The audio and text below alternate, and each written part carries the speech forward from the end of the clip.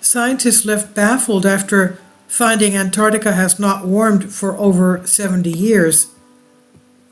They find it difficult to explain why the continent of Antarctica has shown net zero warming for the last 7 decades, and likely much longer. The lack of warming over a significant portion of the planet undermines the unproven hypothesis that carbon dioxide humans add to the atmosphere is the main determinant of global climate.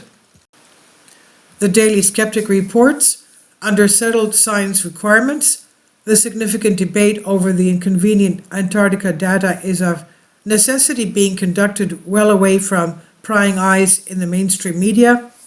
Promoting the net zero political agenda, The Guardian recently topped up readers' alarm levels with the notion that, quote, unimaginable amounts of water will flow into oceans, end quote, if temperatures in the region rise and ice buffers vanish. The BBC green activist-in-chief Justin Rowlett flew over parts of the region and witnessed an epic vision of shattered ice. He described Antarctica as the front line of climate change. In 2021, the South Pole had its coldest 6-month winter since records began in 1957, a fact largely ignored on the mainstream. One-off bad weather promoter Reuters subsequently fact-checked commentary on the event in social media. It noted that a 6-month period is not long enough to validate a climate trend.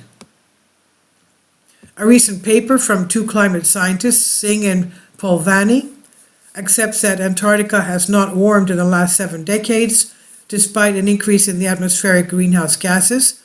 It's noted that the 2 polar regions present a conundrum for understanding present-day climate change, as recent warming differs remarkably between the Arctic and the Antarctic.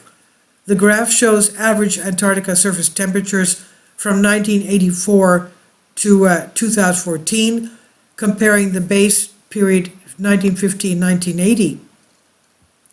The scientists note that over the last 7 decades, the Antarctica sea ice area has modestly expanded and warming has been nearly non-existent over much of the ice sheet.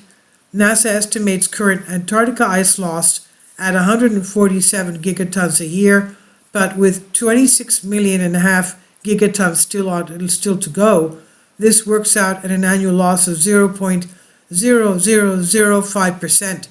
At current NASA ice loss melt, it will all be gone in about 200,000 years, although the Earth may well have gone through another ice age or 2 before then. Most alarmist commentary centers around the cyclical loss of sea ice around the coast and some warming on parts of the west of the continent, but sea ice cover is running at levels seen around 50 years ago. As the graph shows, similar rises and falls in the early 2010s have been followed by a reverse to the mean. This is by Neam Harris on News Punch. Please leave your comments. Thank you for your support. Kindly support my Patreon account. The daily posts are 5 videos daily, and they are totally different from what I have on my YouTube channel.